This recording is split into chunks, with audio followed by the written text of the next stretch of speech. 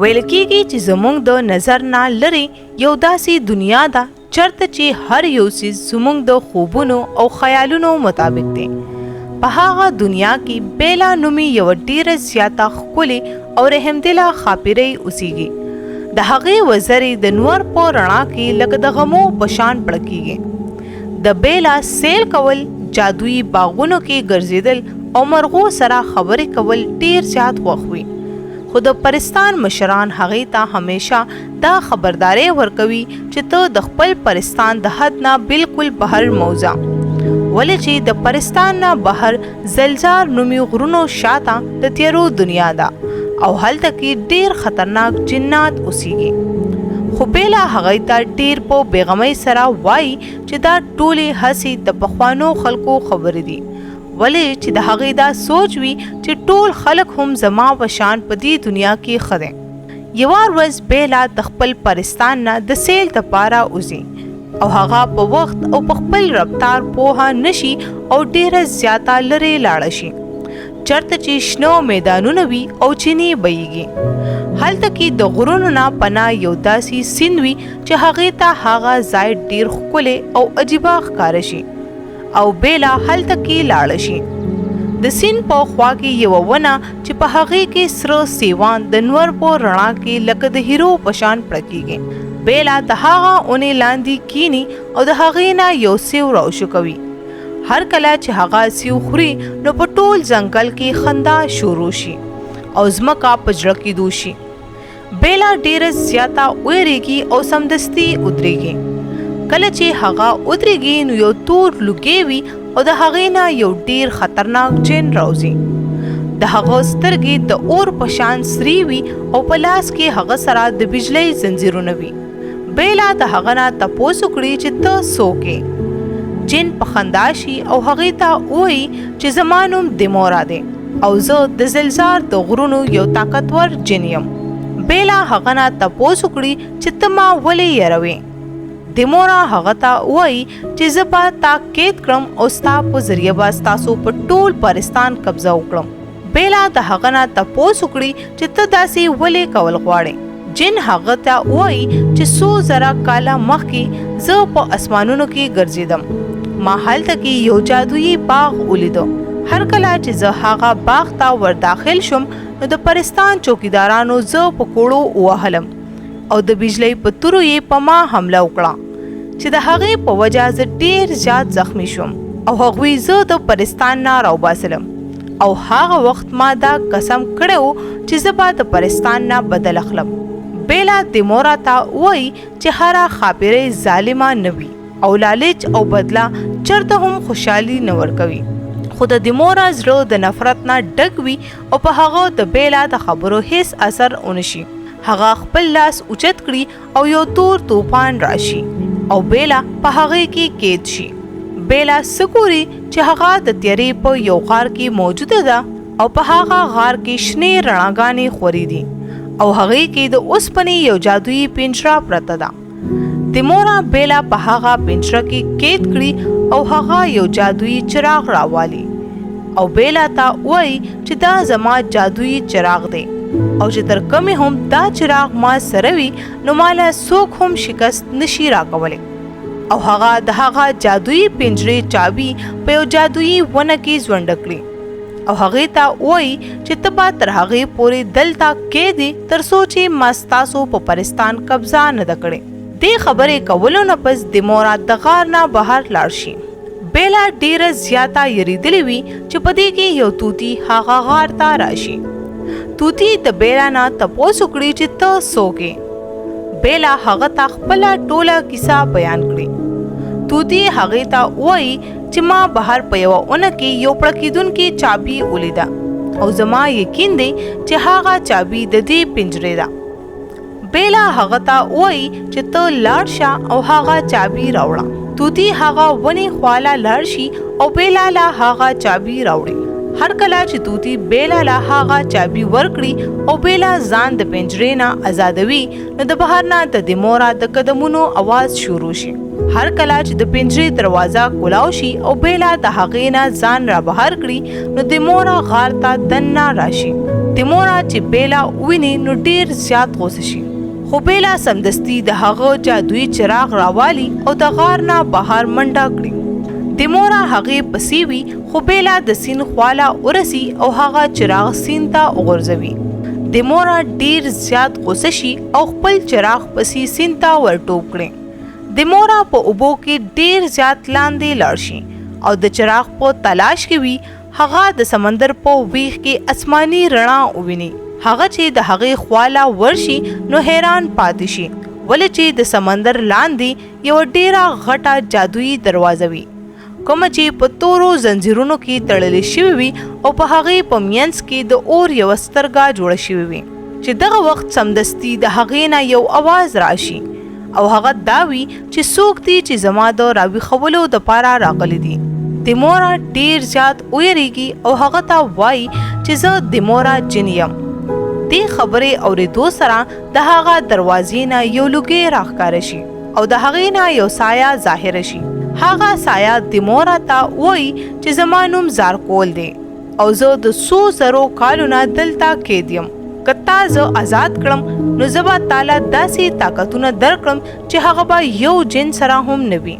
د مورا په لالچ کې راشي او د هغه نه تپوس وکړي چې ستا د آزادولو دپاره به ماله څه کول پکار وي.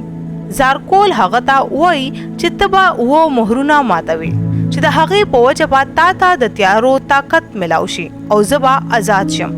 لالچي د مورا سمدستي رضا شي او زارکول هغه له یو تور جادویي کاڼی ورکړي کوم ته چې د سایو کاڼی ویلی شي. زارکول د مورا ته وایي چې ته به د ماشومانو په زړه کې یره پیدا کوي. د مورا د شپې په ډیرو کلو حملې وکړي او خپلې سایې پرېږدي. ماشومان د سایو نه ډیر زیات ویریږي او د هغې د یرې په وجه ړومبې مهر مات شي. زارکول د مورا ته وایي چې ته زوړ ځنګل وسوځوه. د مورا د خپل جادو په ذریعه اور ولګوي او ټول ځنګل وسوځوي. د ځنګل په سوځېدو سره د زارکول دویم مهر هم مات شي. دې نه پس زارکول حکم ورکړي چې ته د پرستان چوکیدارانو له دوکه ورکړه چې هغه یو بل سره جګړې شروع کړي. د مورا د خپل جادو په ذریعه د پرستان چوکیدارانو له دوکه ورکړي او هغه یو بل سره جنگ شروع کړي. د هغې په جنگ سره دریم مهر مات شي. دین پس زارکول د مورا ته وایي چې ته یو محافظ زخمی کا. د مورا د جادویي غرونو محافظ اجدها باندې حمله وکړي او د دواړو سخته مقابله وشي خو د مورا هغه زخمی کی او د هغه د وینو په پریوتو سره څلورم مهر مات شي. دین پس زارکول د مورا له حکم ورکړي چې ته به د سپوږمۍ د تندر په وخت تور جادو کوي او هر کله چې شپه شي او سپوږمۍ ټوله تور شي نو د مورا خپل جادو شروع کړي او پنځم مهر مات شي. د شپږم مهر ماتولو دپاره د مورا د قبرونو او د غارونو نه د سایې دیوان راویښ کړي او په زرګونو سایې خپل غلامان کړي چې په دې سره شپږم مهر هم مات شي. بل طرف ته بیلا پرستان ته واپس ورسي. د هغې په لیدو سره ټولې خاپیرې ډېرې زیاتې خوشحاله شي او جشن شروع کړي. خو هر کله چې شپه شي نو د زلزار د غرونو نه اور اوچت شي. په اسمان کې تورې وریځې راخوري شي او د محل ټولې رڼاګانې بندې شي چې په دغه وخت کې د پرستان د ټولو نه غټ جادوګر بابا زرپان د بادشاه خواله راشي او هغه ته وایي چې یوه غټه خطره راویښه شوه. بادشاه د هغه نه تپوس وکړي چې څه شوي دي. بابا زرپان هغه ته وایي چې د مورا د سایو د بادشاه زارکول طاقت حاصل کړی دی او سمدستي محل په جړه کېدو شي. بهر تورو دیوانو حمله کړې وي او د هغوی په منځ کې د مورا ولاړ وي او خاندي او دا وایي چې اوس به ټول پرستان زما وي. بیلا سمدستي د اسمان طرف ته والوزي او په د مورا د جادویي رڼا ګولې ویشتل شروع کړي.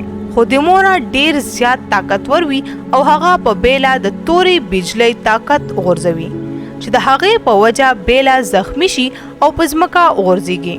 د مورا د هغې خواله راځي او د هغې د ختمولو کوشش کوي چې دغه وخت اسمان نه رڼا راشي او د وریځو نه یو سپین اس راښکاره شي چې په هغې یو شهزاده ناست وي. د هغه په لاس کې اسماني جادویي توره وي او راتلو سره په دیمورا حمله وکړي. دیمورا رست شي او هغه شهزاده بیلا ته وایي چې زما نوم شهزاده زایان دی. دغه وخت د زلزار د غرونو نه یو ډیره غټه سره سترګه راښکاره شي. بابا زرپان د لرې نه چغې کړې چې زارکول راویښېدو واله دی او که دی راویښ شو نو ټوله دنیا به په تیاره کې پریوزي او دی به په خپلو تورو طاقتونو سره هر څیز ختم کړي. دې خبرې اورېدو سره دیمورا په خندا شي او ځان سره وایي چې اوس مالا څوک هم شکست نشي راکولی. د دیمورا په لاس کې هغه تور کاڼی په پړکېدو شي او هغه یو اواز واوري چې زارکول هغه ته وایي چې آخري مهر مات کړه. دیمورا سمدستي د زلزار غرونو طرف ته والوځي. بیلا ډیره زیاته یریدلې وي او هغه وایي چې که د آخري مهر مات کړو نو زارکول به آزاد شي. دغه وخت شهزاده زایان هغوی ته وایي چې د زارکول د منې کولو یو طریقه ده او هغه ده ستاره نور. بابا زرپان د هغه نه تپوس وکړي چې هغه خو د نن نه 100,000 کاله مخکې روکه شوې وه. زایان هغه ته وایي چې هغه اوس هم موجود ده او په یو خطرناک ځنګل کې پټه ده. بیلا هغوی ته ویل چې موږ له هغه ځنګل ته تلل پکار دي ولې چې که موږ ستاره نور را نړه نو پرستان به تباه شي. او دغه شان بابا زرپان، بیلا، توتی او شهزاده زایان په سفر روان شي.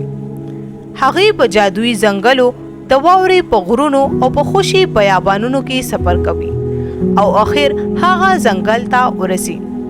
هغه ځنګل ډیر زیات عجیبه وي، د بوټو پاڼې تورې وي او د ځمکې نه لوګې خیږي چې سمدستي د ونو نه د سرو سترګو شرمخان راوځي. هغه ټول ډیر زیات ویریږي خو زایان خپله توره راوباسي. شرمخ په زایان حمله وکړي خو زایان خپله توره په هوا کې تاو کړي او د هغې نه اسماني رڼا په یو پوره ځنګل کې خوره شي. شرمخان وتښتي خو سمدستي ځمکه وشلېږي او یو ډیر غټ دیو راوځي. بیلا ډیره زیاته ویریږي. بابا زرپان هغې ته وایي چې دا د دې ځنګل محافظ دی. دیو ډیر زیات غوسه شي او زایان سره په جګړه شي. دغه وخت بیلا یو اسماني رڼا وویني. هغه رڼا د یوې زړې کلې نه را روانوي. بیلا سمدستي هغه ځای ته لاړه شي او هغې ته په هغه کله کې دننه ستاره نور ښکاره شي. هر کله چې بیلا هغه په لاس کې راواخلي نو په ټول ځنګل کې رڼا خوره شي. بل طرف ته دیمورا خپل آخري مهر خواله رسېدلی وي. هغه خپل تور کاڼی په دروازه کېږدي او د هغې په وجه د دروازې جادویي زنځیرونه کولاو شي. کله چې دروازه کولاو شي د هغې نه تور لوګې راوځي. په هغې کې دوه د اور سترګې راښکاره شي او دا زارکول وي. د زارکول د ازادېدو نه پس سایې اسمانونو کې خورې شي، غرونه په زړه کېدو شي او د پرستان اوبه تورې شي او په ټول پرستان کې یره خوره شي او د تور لوګي یوه ډیره غټه سایه را بهر شي. دا زارکول وي او د هغه جسم د اور او د لوګي نه جوړ وي. د هغه په سر دوه ښکران وي او د هغه اواز د تندر په شان وي.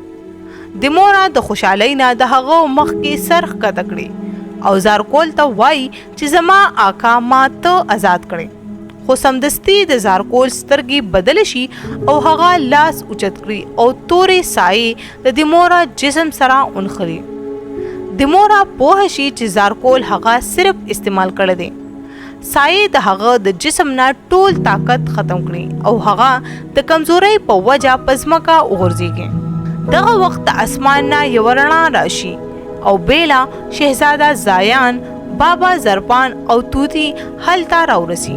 د بیلا په لاس کې هغه ستاره نور پړکېږي.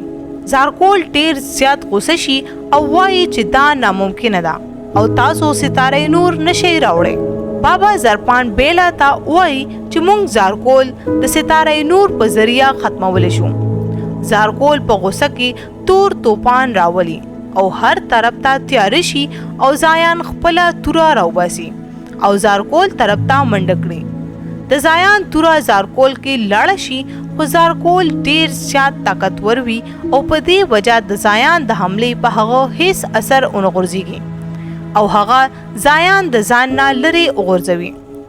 زارکول په خندا شي او هغې ته وایي چې تاسو ډیر زیات کمزور یې او هغه د بیلا طرف ته د اور ګولي وشتل شروع کړي خو دغه وخت توتی د بیلا مخله راشي او په هغه اور توتی ولګي چې د هغې په وجه توتی زخمی شي او په ځمکه وغورځېږي بیلا د توتی خواله لاړه شي او ډیره زیاته خفه شي خو توتی بیلا ته وایي چې پرستان صرف ته بچ کولی شي چې سمدستي د بیلا په لاس کې ستاره نور په پړکېدو شي د بیلا وزرې د رڼا نه ډکې شي او یو طاقتوره رڼا د بیلا نه چاپېره شي بابا زرپان چې دا هر څه وویني نو هغه حیران پاتې شي او هغه وایي چې دا خو د رڼا د ملکې طاقت دی بیلا په هوا کې اوچت شي او د هغې سترګې د رڼا نه پړکېږي د هغې په لیدو سره زارکول ډېر زیات ویریږي د بیلا اواز په پوره اسمان کې اورېدی شي